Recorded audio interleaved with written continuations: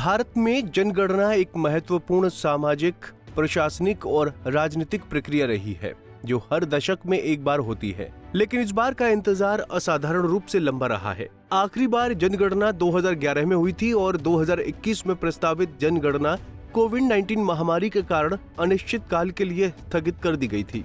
वहीं अब केंद्र सरकार ने औपचारिक तौर पर घोषणा कर दी है कि अगली जनगणना 2027 में 2 चरणों में आयोजित की जाएगी, जहां इस बार आयोजित हो रही ये जनगणना इतिहास की सबसे आधुनिक, डिजिटल और व्यापक जनगणना होने जा रही है।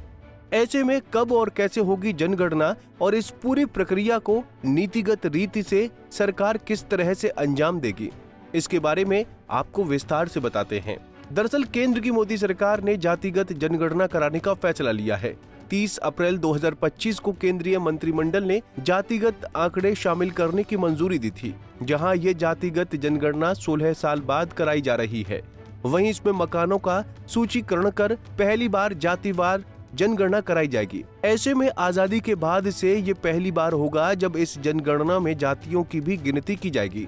वहीं इसके लिए विशेष तौर पर जनसंख्या गणना के दूसरे चरण में एक अलग कॉलम जोड़ा जाएगा, जिसमें अनुसूचित जाति यानी एससी, अनुसूचित जनजाति यानी एसटी के अतिरिक्त अन्य जातियों का भी विवरण दर्ज किया जाएगा। जहां इस निर्णय को सामाजिक न्याय और कल्याणकारी योजनाओं की दिशा में एक बड़ा कदम माना जा रहा है। हालांकि इससे राजनीतिक हलकों में काफी चर्चा और बहस देखने को मिली है, विशेषकर उन राज्यों में जहां जातिगत समीकरण राजनीतिक निर्णयों को प्रभावित करते हैं। वहीं 2027 की ये जनगणना 2 चरणों में कराए जाने की बात कही गई है। ऐसे में अब ये जान लेते हैं कि आखिर ये जनगणना इन चरणों में कैसे और कब जनगणना कराई जाएगी। 2 चरणों में कैसे कराई जाएगी जनगणना। पहला चरण 1 अप्रैल से 30 सितंबर, इसमें घरों की सूची बनाई जाएगी और फिर आवास की गणना की जाएगी। दूसरा चरण 9 फरवरी से 1 मार्च 2027 की मध्य रात्रि तक, इसमें व्यक्तिगत जनसंख्या जनगणना की जाएगी, जिसमें जातिगत आंकड़ों का भी समावेश होगा। हालांकि बर्फबारी वाले क्षेत्रों जैसे लद्दाख, जम्मू कश्मीर, हिमाचल प्रदेश और उत्तराखंड में जनगणना की तिथि 1 अक्टूबर 2026 तय की गई है। वहीं पूरे देश में बड़े पैमाने पर जातीय जनगणना कराए जाने की तैयारी कैसी है, इसके बारे में जान लेते हैं। कर्मचारियों का होगा पुनः प्रशिक्षण। इस मेगा प्रक्रिया के लिए लगभग 30 लाख जनगणना कर्मी लगाए जाएंगे, जिनमें सरकारी स्कूलों के शिक्षक प्रमुख होंगे। क्योंकि इस बार डिजिटल उपकरणों और जातिवार गणना जैसी नई तकनीकों और विषयों को शामिल किया गया है, इसलिए कर्मियों को फिर से प्रशिक्षित किया जाएगा, जिसकी ट्रेनिंग प्रक्रिया अक्टूबर 2025 से शुरू हो सकती है।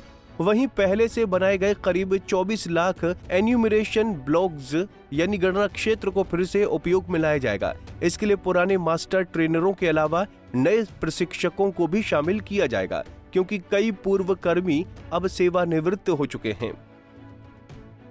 वहीं इस बार ये जातीय जनगणना कई मायनों में खास होने जा रही है, क्योंकि ऐसा पहली बार होगा जब डिजिटल माध्यम से पूरे देश की जनगणना कराई जाएगी। डिजिटल युग में प्रवेश। 2027 की जनगणना डिजिटल माध्यम से कराए जाने की खबर सामने आई है। ऐसा पहली बार होगा जब कागज कलम की जगह जनगणना कर्मियों को टैबलेट दिए जाएंगे, जिनके जरिए डेटा संग्रहण किया जाएगा। इसके साथ ही एक विशेष मोबाइल एप्लीकेशन भी तैयार किया गया है, जिससे आंकड़े सीधे एक केंद्रीकृत पोर्टल पर अपलोड होंगे। वहीं सबसे खास बात यह है कि जनगणना कर्मियों के लिए जियो फेसिंग तकनीक का उपयोग किया जाएगा, यानी वो केवल उसी समय और स्थान पर डेटा दर्ज कर पाएंगे जब वो निर्धारित क्षेत्र में मौजूद होंगे। इससे डेटा की प्रामाणिकता और सटीकता सुनिश्चित होगी। इन सब में एक बात ये भी गौर करने वाली है कि क्या इस जातिगत जनगणना का कोई सकारात्मक या फिर नकारात्मक असर भी देखने को मिलने वाला है। तो आपको बता दें कि 2027 की जनगणना केवल आंकड़ों का संग्रह नहीं, बल्कि कई बड़े नीतिगत फैसलों की भी नींव बनेगी, क्योंकि इस जातीय जनगणना का असर परिसीमन और महिला आरक्षण दोनों पर पड़ने की संभावना है। परिसीमन और महिला आरक्षण पर असर। परिसीमन 84वें संविधान संशोधन के अनुसार 2026 के बाद पहली जनगणना के आधार पर लोकसभा और विधानसभा क्षेत्रों का नया परिसीमन किया जाएगा। इससे उत्तर और दक्षिण भारत के बीच राजनीतिक प्रतिनिधित्व को लेकर बहस तेज हो सकती है। महिला आरक्षण। हाल ही में पारित 33% महिला आरक्षण कानून को लागू करने के लिए भी नई जनगणना जारी है। आरक्षण तब लागू होगा जब परिसीमन की प्रक्रिया जनगणना के नए आंकड़ों के आधार पर पूरी होगी। गौरतलब है कि 2027 की जनगणना केवल आंकड़ों की गिनती नहीं होगी, बल्कि भारत के सामाजिक ताने बाने, डिजिटल परिवर्तन और राजनीतिक दिशा का संकेत भी होगी, जिससे सरकार को नीति निर्माण, संसाधनों के न्याय संगत विवरण और कल्याणकारी योजनाओं को बेहतर ढंग से लागू करने में मदद मिलेगी। ऐसे में अब देखना यह है कि क्या ये जनगणना स्वतंत्र भारत के इतिहास में एक मील का पत्थर होगी या फिर ये महज एक चुनावी एजेंडा बनकर विपक्ष के आरोपों की भेंट चढ़ जाएगी। Bureau report, Punjab Kesari TV. हमसे जुड़े रहने के लिए हमारे YouTube चैनल को सब्सक्राइब करें और नई वीडियो की नोटिफिकेशन के लिए बेल आइकॉन को दबाएं।